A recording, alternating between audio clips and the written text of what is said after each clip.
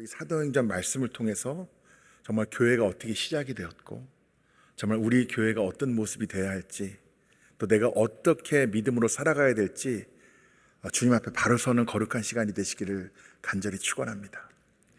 제가 이 12장 말씀을 읽고 또 읽으면서 그런 생각이 들더라고요. 11장 말씀은 기억하시겠지만 저희가 이제는 이방인들에게도 동일하게 복음이 전하여지기를 원하는 하나님의 마음에 대해서 우리가 나눴었죠.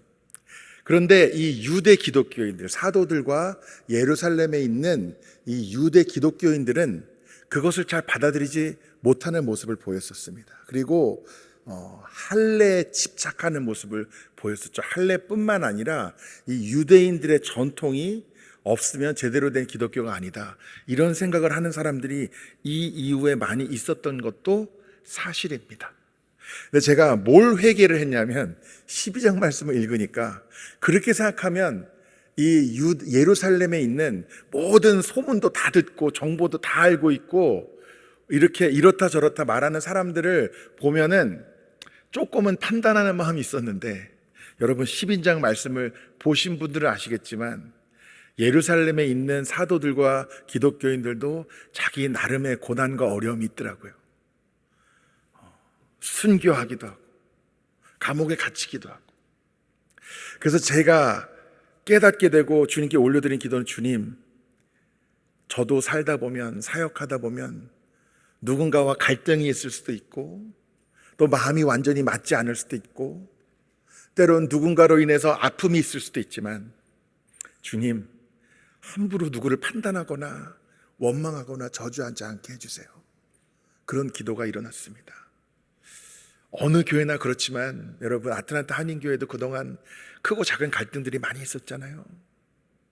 마귀가 끊임없이 우리에게 주는 시험은 무엇이냐면 그것 때문에 누군가를 판단하고 저주하고 원망하는 것입니다. 여러분, 우리가 주님 앞에 다 죄인이잖아요.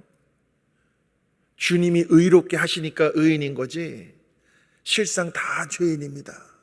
그러므로 주님의 마음을 품고, 때로는 우리가 살다 보면, 신앙의 여정을 걷다 보면 항상 모든 것이 다 마음이 맞을 수는 없지만 주님의 마음을 품고 서로 사랑하고 서로 용서하고 축복하는 하나님의 교회가 되기를 간절히 축원합니다.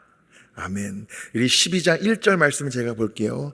그때 헤롯 왕이 손을 들어 교회 중에서 몇 사람을 해하려 하여 2절에 요한의 형제 야고보를 칼로 죽이니. 자, 시작부터 벌써 누군가 죽어나갑니다.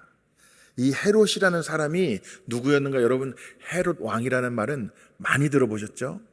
근데 성경에 헤롯 왕이 여러 명이 있습니다. 여러분이 제일 먼저 떠오르실 거는 아마 예수님 태어나실 때쯤 이 동방 박사들을 만나고 예수님을 죽이려 했던 그 헤롯 왕이 떠오르시죠? 그 헤롯 왕은 오늘 나오는 헤롯 왕의 할아버지예요. 그러니까 그 사람은 헤롯 안티파스, 오늘은 헤롯 아그리빠. 근데 헤롯 아그리빠도 또 있어요. 이 사람이 1세, 나중에 또 2세가 나와요. 그래서 사실 성경에 언급되는 헤롯이라는 사람이 한 4, 5명 정도가 나옵니다. 근데 다른 사람이라는 것 정도만 아시면 될 것 같아요. 근데 이 헤롯이라는 사람이 교회에 있는 사람들을 해하려는 의도가 있었고, 생각만 있었던 게 아니라 야고보를 칼로 죽이는 사건이 이 12장 말씀 처음부터 일어납니다.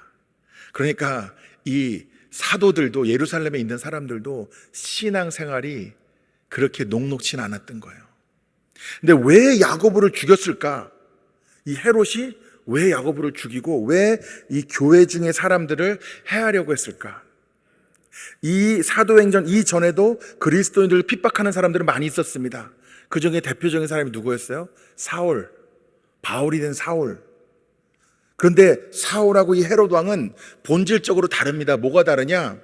사울은 그 당시에는 그게 옳은 줄 알았어요. 나름의 소신이 있었고 그것이 하나님을 위한 일이라는 나름의 확신으로 잘못된 일을 행했다면, 헤롯은 그런 것과는 전혀 다른 사람입니다. 이 사람은 철저하게 정치인이었어요. 무슨 얘기냐면 사실 당시에 이 헤롯 왕이 유대인들에게 많은 인기를 얻었다는 그런 기록들도 있는데 뭐 할례를 받았다는 얘기에서부터, 근데 이 사람은 할례를 받았어도 믿음으로 받은 게 아니에요. 왜 받은 거예요? 인기 얻으려고. 그러니까 오늘도 왜 야고보를 죽였느냐? 이걸 통해서 정치적인 인기를 얻으려고 그는 계산적으로 행한 일이었다는 겁니다. 그러니까 처음에 이 야고보를 죽이는 거는 사실 그냥 간을 본 거예요. 일단 한 사람 죽여보고 반응을 살핀 겁니다. 근데 반응이 어땠어요? 사람들이 다 좋아했어요. 3절에 유대인들이 이 일을 기뻐하는 것을 보고 한번 이게 내 정치 생활에 어떤 영향을 끼칠까, 이 사도를 한 명 죽여봤는데 사람들이 어땠다고요? 기뻐했어요. 그러니까 베드로도 잡으려 할세 때는 무교절 기간이라. 한 사람 죽여보니까 반응이 좋아요. 아, 그러면 베드로도 죽여야겠다. 그러면 더 큰 인기를 내가 얻겠다. 근데 마침 무교절이고 6월절이 다가오니까 6월절에는 사람을 사형을 집행할 수가 없었습니다. 그래가지고 4절에 잡음에 옥에 가두어 군인 4씩인 4패에게 맡겨 지키고 6월절 후에 백성 앞에 끌어내고자 하더라. 자, 4씩 4패면 몇 명입니까? 4 곱하기 4는 16 맞나요? 너무 반응이 없으시니까 저도 지금 확신이 없는데, 예, 아마 맞을 거예요. 4명씩 4명이니까, 그쵸? 이게 사실은 좀 일반적이진 않습니다. 사실 여러분 요즘도 감옥에 간수 1명에 죄수 여러 명을 관리를 하잖아요. 그러니까 제가 볼 때 이때도 아마 병사 1명이 죄수 1명 정도를 돌보는 게 일반적이었을 거라고 생각을 하겠는데, 지금 이 베드로 한 사람 때문에 몇 명을 부른 거예요? 16명. 그러니까 이 베드로를, 이 야고보를 죽이고 나서 보니까 사람들이 막 좋아하는 거예요. 그러니까 와, 빨리 베드로도 죽여가지고 더 인기 얻어야겠다. 마음이 막 급한데 지금 무교절에 6월절이니까 지금 못하는 거예요. 근데 도망가면 안 되잖아요. 잘 지키고 있으라고. 꼭 내가 죽여야 되니까 하고 16명을 붙여놓은 거예요. 5절에 이에 베드로는 옥에 갇혔고, 지금 이제 죽을 날만 기다리고 있죠. 교회는 그를 위하여 간절히 하나님께 기도하더라. 이 5절 말씀이 여러분 오늘 말씀 중에서 가장 기억해야 될 하나님의 말씀입니다. 이에 베드로는 옥에 갇혔고 교회는 그를 위하여 간절히 하나님께 기도하더라. 저는 이 말씀을 계속 대입해 봤어요. 우리 김 권사님이 몸이 편찮으셔서 병원에 입원하셨고 교회는 그를 위하여 간절히 하나님께 기도하더라. 우리 김 지사님이 자녀가 너무 힘든 일을 겪고 있어서 눈물 흘리고 계셨는데 교회는 그를 위하여 간절히 하나님께 기도하더라. 지금 어느 가정이 부부관계가 너무 안 좋아서 힘들어하고 있었는데 그를 위하여 간절히 하나님께 기도하더라. 여러분, 교회의 정체성은 하나님께 간절히 기도하는 것입니다. 아멘입니까? 아멘. 어떤 분들은 또 그러세요. 그런 얘기를 하면은, 아니 어차피 지금 기도밖에 할 수 있는 게 없었잖아요. 뭐 딴 거 뭐 어떻게 했겠습니까? 기도밖에 할 게 없는데. 네, 여러분, 기도할 수 있는 것이 하나님의 축복이고 은혜인 줄 믿습니다. 기도할 수 있는 것이. 우리가 교회에서 항상 사실 여러분에게 전하는 설교 내용들이 뻔하죠. 매일 뭐 하라고 그래요? 기도하라고 그러죠. 성경 보라고 그러죠. 전도하라고 그러죠. 예배에 성실하게 참여하라고 그러고. 매일 어떻게 보면은 전하는 말씀의 내용이 뻔한 면도 있습니다. 그렇죠? 근데 제가 처음 아틀란타 한인교회 왔을 때 사실은 앞에 서가지고 이렇게 성경을 읽으려고 그러는데 안 보이는 거예요, 글씨가. 그래서 여기 와서 제일 먼저 한 게 다초점 안경을 맞춘 겁니다. 이제는 보이는데, 그때 그 눈을 검사를 하고 안경을 맞추고 이 성경이 안 읽어지면서 제가 깨달아진 게 있어요. 사실은 성경을 읽는 것은 누구에게나 쉬운 일이 아니에요. 그렇죠? 여러분, 성경 읽어야 되는 건 아시잖아요. 읽으면 안 된다고 생각하시는 분은 없을 거 아니에요. 근데 많이 읽으십니까, 성경을? 뭐가 깨달아졌냐면, 성경을 읽어야 되는 건 아는데 자꾸 살다 보면 바쁘고 피곤하고 그러면은 해야 되는 거 아는데 내일로 미루고 그게 우리 영적인 게으름이잖아요. 근데 그 눈 검사하면서 무슨 마음이 드냐면 지금 그래도 이 정도라도 보일 때 성경 안 읽어놓으면 나중에는 보려고 해도 안 보이는 때가 오겠구나. 내가 읽고 싶어도 안 읽어지는 때가 있겠구나. 여러분, 기도밖에 할 수 없다고요? 기도할 수 있는 것도 하나님의 은혜입니다. 기도조차 할 수 없을 때도 올 수 있어요. 여러분, 전도해야 되는 건 아시잖아요. 내가 아무리 전도하고 싶어도 더 이상 상황이 허락하지 않아서 전도 못하는 때가 올 수도 있는 거예요. 기도밖에 할 수 있는 게 아니라, 기도밖에 할 게 없는 게 아니라 기도를 할 수 있는 것이 얼마나 큰 하나님의 축복이고 은혜인지를, 그것을 귀하게 여기는 믿음이 여러분 가운데 있으시기를 간절히 축원합니다. 기도밖에 할 게 없는 게 아니라 주님, 이렇게 주님께 기도할 수 있게 해주셔서 감사합니다.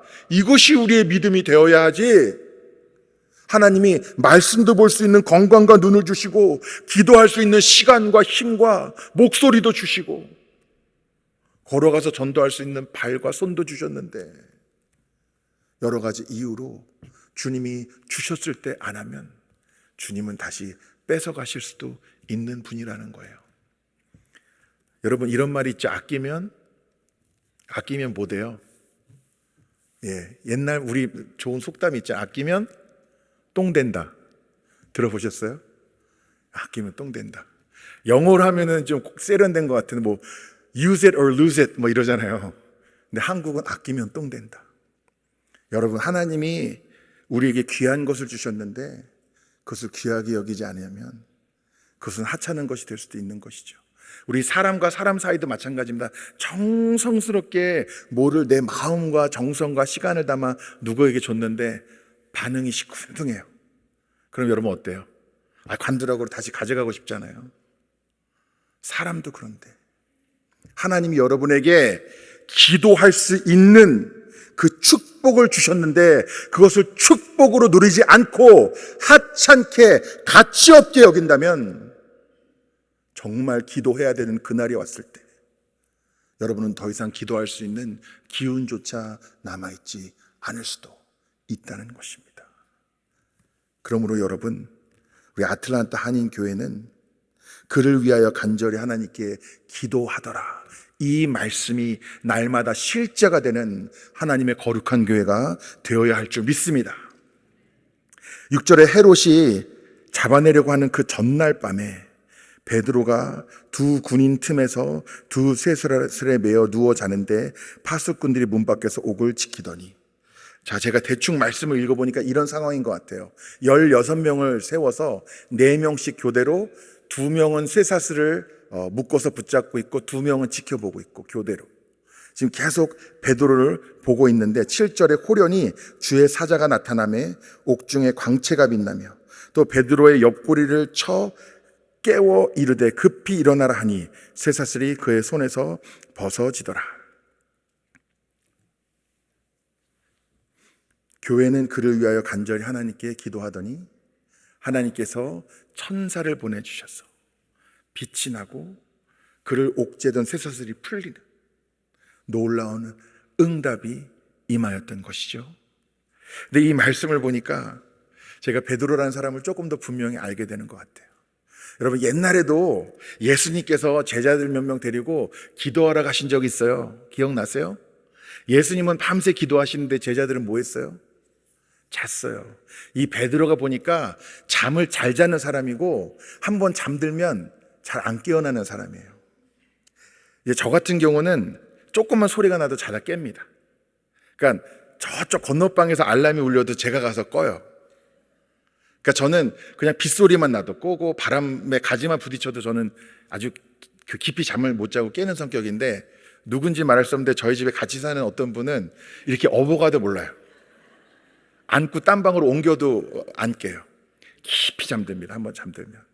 보니까 사람마다 다르더라고요. 근데 이 베드로는 후자였던 것 같아요.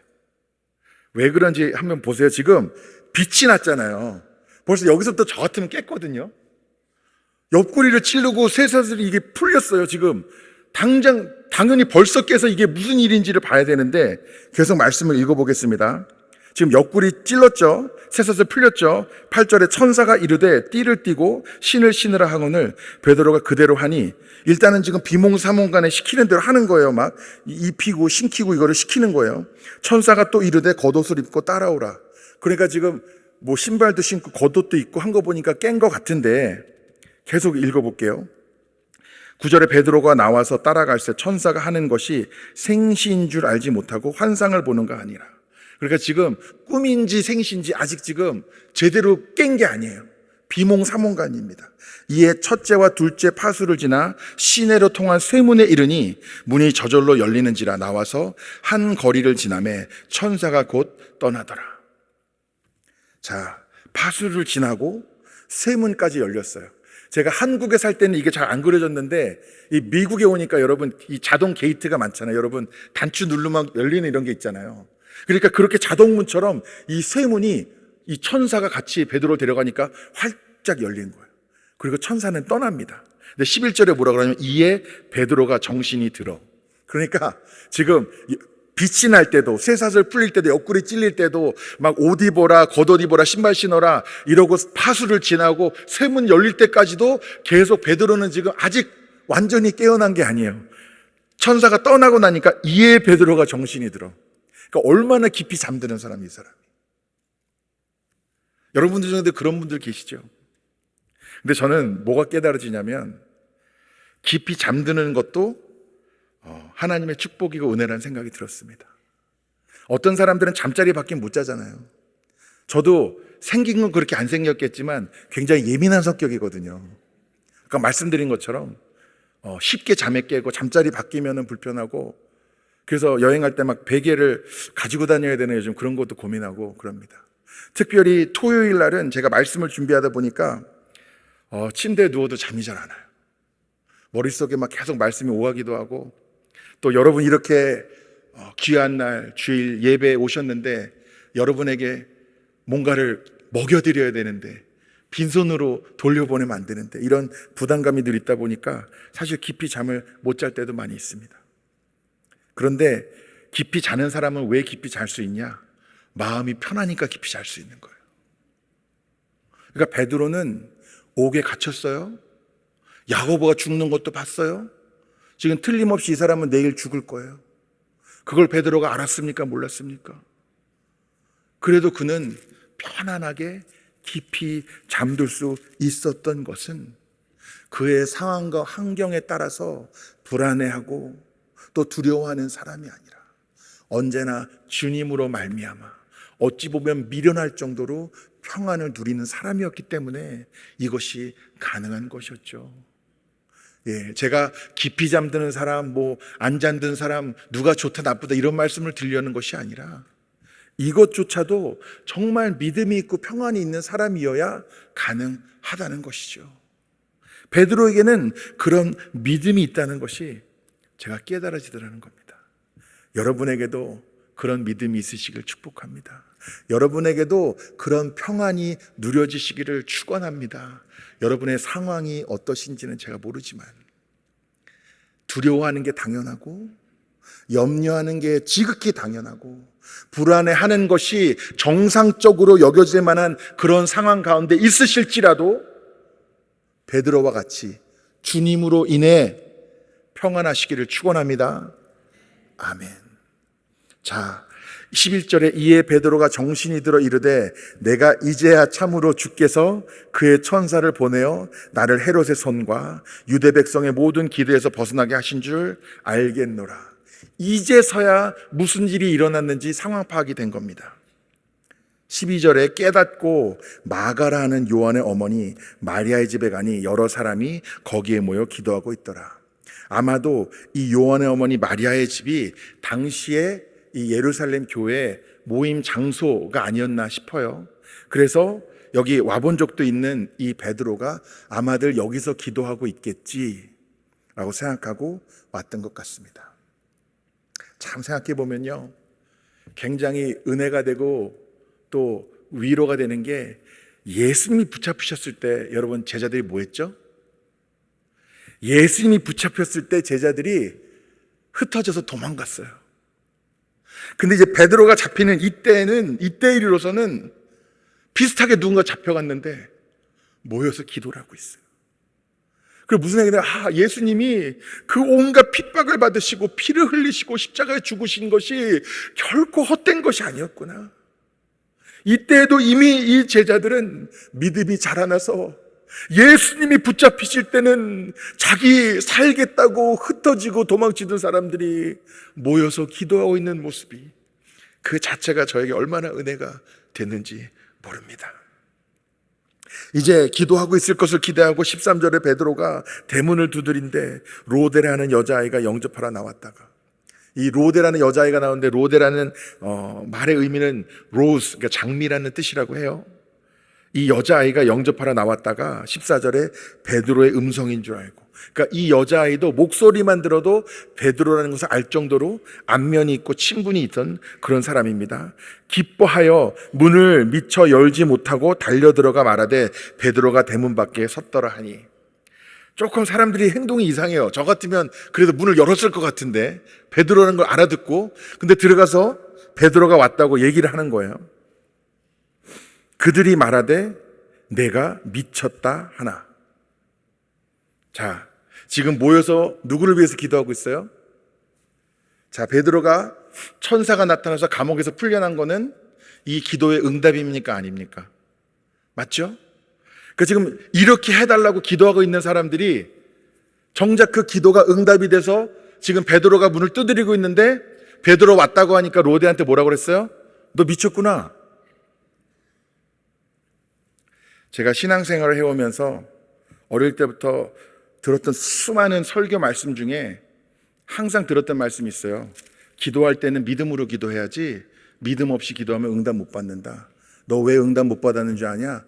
이러실 줄, 응답해 줄 줄 믿지 않고 기도했기 때문에 응답 못 받은 거다.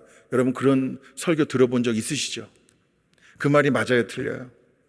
그 말씀이 맞습니다. 맞는데 여러분 응답은요 여러 가지 응답이 있어요.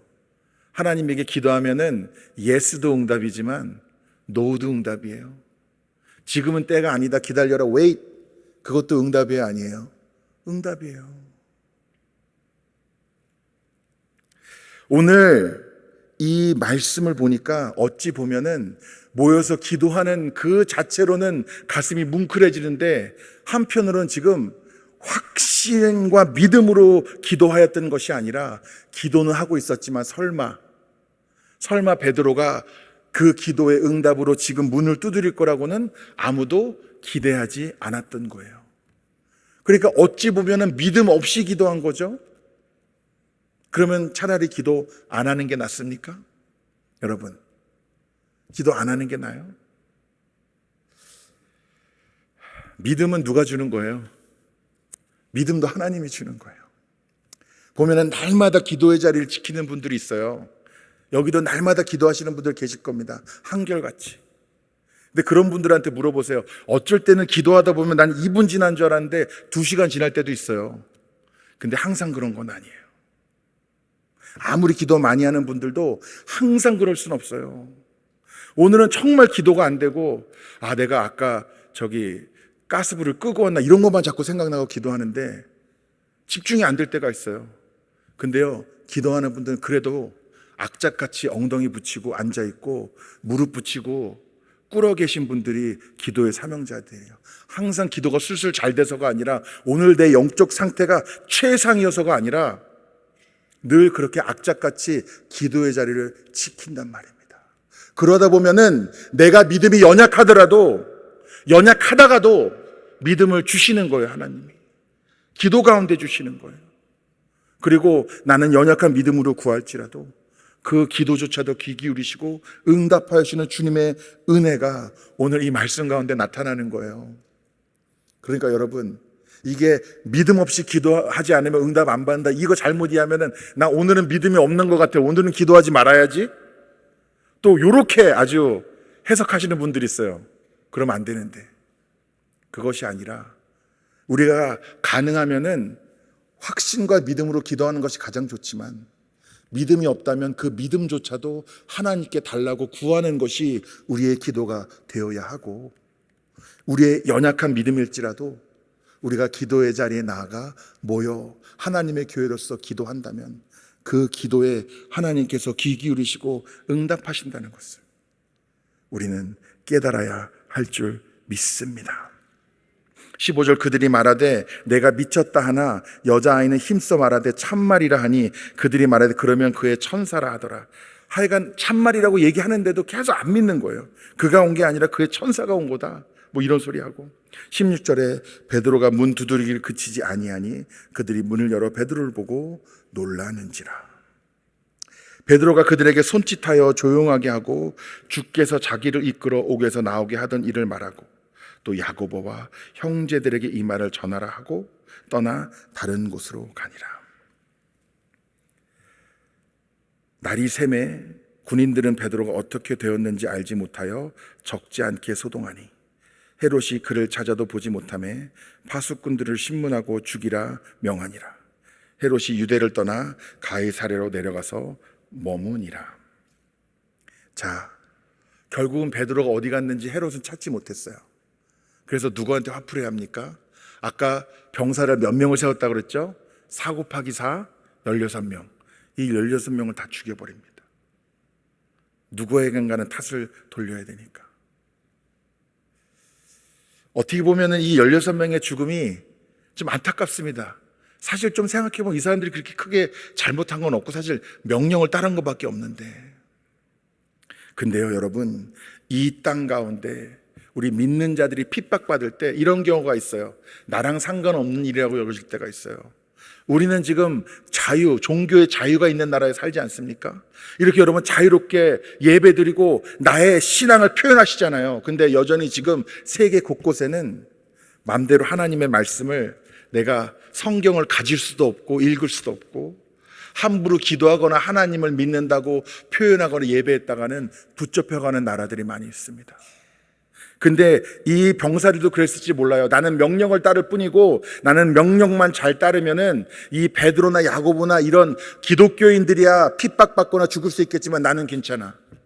나랑 상관없는 일이야. 근데 상관없는 일이 아니게 되었잖아요. 저와 여러분도요, 나와 상관없는 일이라고 다른 이들의 고난과 역경을 외면하다 보면 더 이상 나와 상관없는 일이 아니게 될 날이 올 수도 있습니다. 여러분, 이것이 무슨 의미인지 잘 새겨 들으시기를 축복합니다. 나는 지금 괜찮은 것 같다고 하나님의 마음, 하나님의 말씀, 하나님의 뜻으로 살아가는 것이 아니라 적당히 눈 돌리고 못 본 채 하고 이 정도면 나는 괜찮겠지 안심하는 순간 세상의 그 핍박과 악이 나를 향해서도 얼마든지 닥쳐올 수 있다는 것을 이 말씀을 통해 우리는 기억해야 하는 것이죠. 그러므로 여러분, 지금 내가 겪는 고난도 큰 아픔이지만 좁게는 내 주변, 멀게는 다른 나라와 민족들 가운데서 일어난 일들도 우리의 기도 제목이 되고 우리가 그들을 위해 할 수 있는 모든 것들에 동참하는 하나님의 마음을 품고 하나님의 사명을 감당하는 저와 여러분이 되어야 할 줄 믿습니다. 오늘 이 말씀이요, 이 사도행전에서 베드로의 얘기는 거의 끝났다고 보시면 됩니다. 이렇게 베드로의 얘기는 사도행전에서 매듭이 지어져요. 그 생각을 하니까 이 12장을 읽으면서 굉장히 아쉽더라고요. 그렇지만 이 베드로와 사도를 통해서 행하는 일들은 여기서 결코 끝나는 것이 아닙니다. 그런데요, 저는 이 말씀을 보면서 여러분 설교를 준비해 보신 분들도 계신지 모르겠지만 설교를 우리가 준비할 때 제일 먼저 저는 뭘 하냐면 질문을 적습니다. 질문을 적고 그 질문에 대한 대답을 쓰면서 설교를 써나가는 경우가 많아요. 근데 이 말씀을 보면서 저는 어떤 의문이 들었느냐, 하나님께서 왜 야고보는 죽도록 놔두시고 왜 베드로는 살려주셨는가? 왜 야고보는 그냥 짧게 야고보를 칼로 죽이니 그냥 죽었다고 기록되어 있고 왜 이렇게 자세하게 어떻게 베드로를 살려주셨는지는 성경에 기록되어 있는가?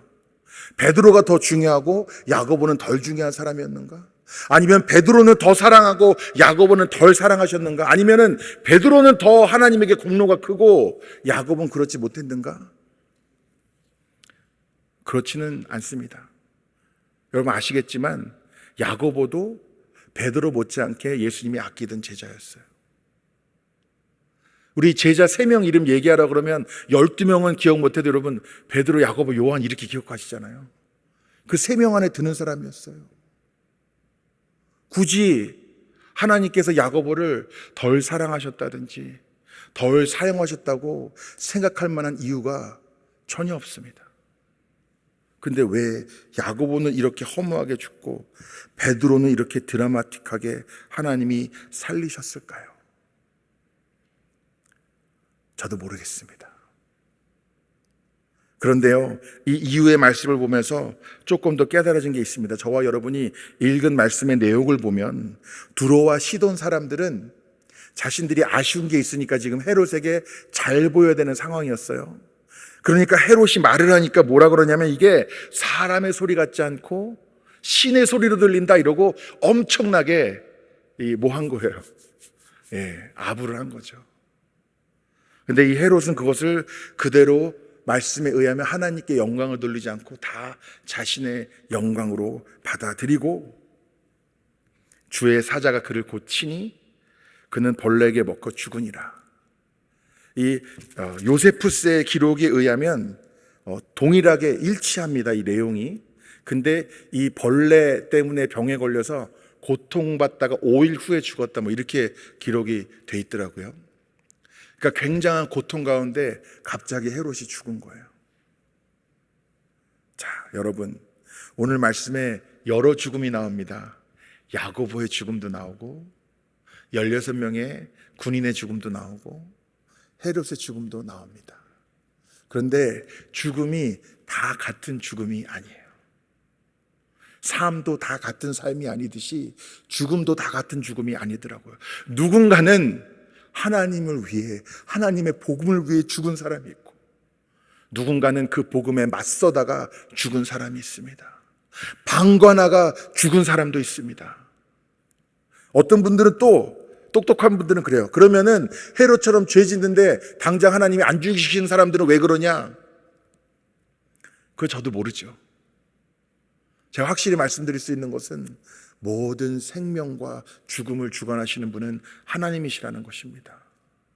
오늘 나에게 하루의 생명이 주어진 것은 하나님의 선물이고 은혜이지 내 거라고 당연하게 여길 수 있는 사람은 한 사람도 없다는 것입니다. 헤롯이 오늘 말씀 중에서 죽은 것은 저와 여러분에게 예표하는 것입니다. 하나님에게 맞서고 복음에 맞서는 사람들의 말로가 얼마나 비참한지 헤롯의 죽음을 통해 저와 여러분에게 보여주신 것이고, 병사들의 죽음은 직접적으로 핍박하지 않더라도 방관하는 자들도 안전하지 않다는 것을 보여주신 것이고, 야고보의 죽음은 이 세상 생명이 다할지라도 하나님을 위해 복음 위에 죽은 자들의 죽음은 아름답고 거룩하고 복되고 영광스럽다는 것을 우리에게 보여주시는 것이죠. 여러분, 오늘 말씀에서 베드로가 죽지 않았을 뿐이지 결국 베드로도 죽습니다. 하나님을 위해. 그러니까 오늘 말씀에서 베드로가 살았다고 영원히 산 것이 아니고 야고보를 통해, 베드로를 통해 하나님이 세우신 계획이 있고 성취하기를 원하시는 뜻이 각각 있으셨다는 것을 우리에게 보여주는 것뿐이라는 겁니다. 여러분, 저와 여러분도 마찬가지죠. 우리가 태어난 날이 다 다르듯이 주님 품으로 다시 갈 날도 다 다를진데 그것이 언제인지는 사실 우리는 알지 못합니다. 확실한 것은 그 누구도 죽음을 피해갈 수 없다는 것이죠. 그러니까 우리는 사나 죽거나 주님을 위해, 사나 죽으나 주의 복음을 위해, 사나 죽으나 주님의 영광을 위해 나를 주님께 드리는 믿음의 고백이 야고보, 베드로에게 못지않은 그 믿음으로 나아가는 저와 여러분이 되어야 하지 않겠습니까? 베드로가 죽으면서 여러분 따졌을 것 같아서요. 왜 저만 죽습니까? 억울합니다. 여러분, 베드로가 교만했을 것 같아서 역시 야고보는 죽었는데 나는 살았어. 나를 더 사랑하셔. 여러분, 베드로가 그랬을 것 같으세요?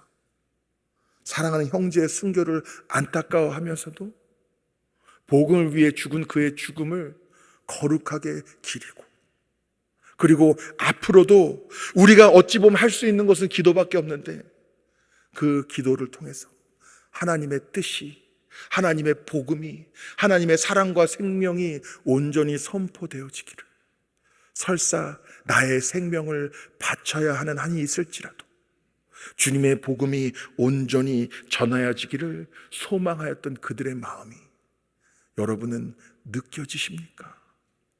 그렇다면 그 마음이 오늘 저와 여러분의 마음이 되어야 하지 않겠습니까? 오늘 이 말씀을 보면서 저는 회개를 많이 했습니다. 아까 말씀드린 것처럼 함부로 나를 판단했던 마음도 회개했고, 기도를 안 한 건 아닌데 정말 내가 이런 마음으로, 이런 믿음으로 기도했는지 제가 다시 되돌아보게 됩니다. 때로는 내 상황이 너무 힘들고 어려운 나머지 주변을 살펴보지 못했던 저의 연약함들도 저는 많이 깨닫게 되었습니다. 여러분은 어떠십니까? 오늘 이 말씀 가운데 헤롯과 야고보와 베드로의 이야기를 통해 여러분은 하나님의 음성이 어떻게 들리십니까? 여러분은 어떤 믿음의 도전을 받고 계십니까? 여러분의 생명도, 여러분의 죽음도 주님을 영광을 위해 주님께 바치겠다는 고백이 여러분에게도 있으십니까? 내가 할 것은 기도밖에 없지만 그 기도를 통해 주님이 행하실 일들을 믿음으로 고백하고 기대하고 계십니까? 때로는 사람의 눈에는 내가 한없이 연약해 보일 수 있지만 그 연약한 믿음조차도 하나님께서는 높이 세워 거룩하게 사용하시는 분인 줄 믿으며 끝까지 이 믿음의 경주를 달리는 여러분이 되시기를 간절히 축원합니다. 기도하시겠습니다. 사랑과 은혜가 풍성하신 주님, 감사합니다.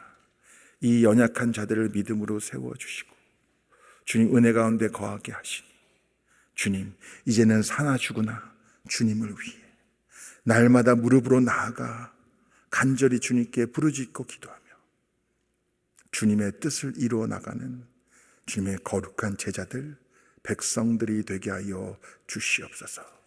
주 예수 그리스도의 이름으로 기도드리옵나이다.